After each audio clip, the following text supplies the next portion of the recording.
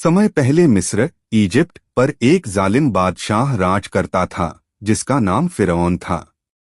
वह खुद को भगवान मानता था और लोगों से कहता था कि वही सबसे बड़ा रब है।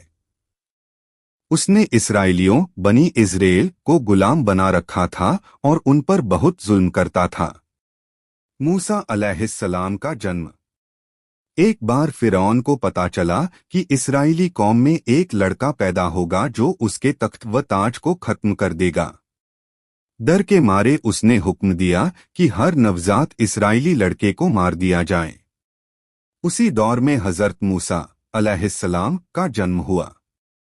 उनकी मां बहुत परेशान थीं, लेकिन अल्लाह ने उन्हें हिदायत दी कि मूसा को एक संदूक टोकरी में रखकर दरिया नदी में बहा दो और अल्लाह ने वादा किया कि वह मूसा की हिफाजत करेगा। मूसा फिरौन के महल में। वो संदूक दरिया में बहता हुआ फिरौन के महल तक पहुंचा। फिरौन की बीवी आसिया ने उस बच्चे को देखा और बहुत प्यार किया।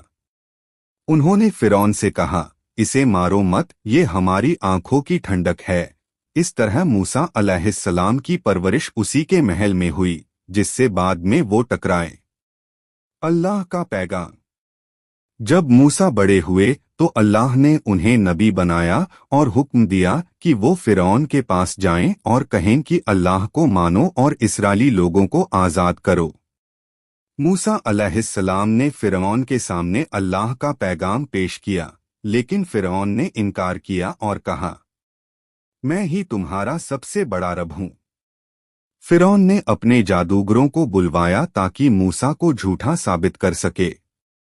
लेकिन जब मूसा अलैहिस्सलाम ने अल्लाह के हुक्म से अपना असा लाठी जमीन पर फेंका तो वो एक बड़ा अजदहा सांप बन गया जिसने जादूगरों के झूठे खेल को निगल लिया।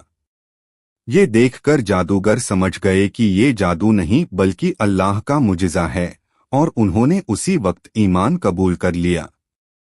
समुंदर का चमत्कार।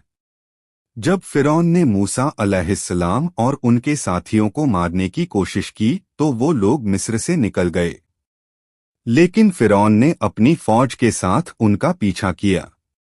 जब मूसा अलैहिस्सलाम अपनी कौम के साथ समुंदर के किनारे पहुंचे तो सामने पानी और पीछे फिरौन की फौज थी। लोग डरने लगे, लेकिन अल्लाह ने मूसा को हुक्म दिया कि अपनी लाठी को समुंदर पर मारो।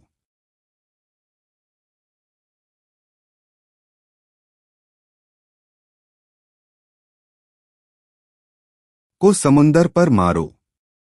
जैसे ही उन्होंने लाठी मारी, समुंदर दो हिस्सों में बंट गया और बीच में सूखी जमीन बन गई। मूसा और उनकी कौम उस रास्ते से निकल गए, लेकिन जब फिरौन और उसकी फौज पीछे से आई तो पानी वापस आ गया और फिरौन समुंदर में डूब गया।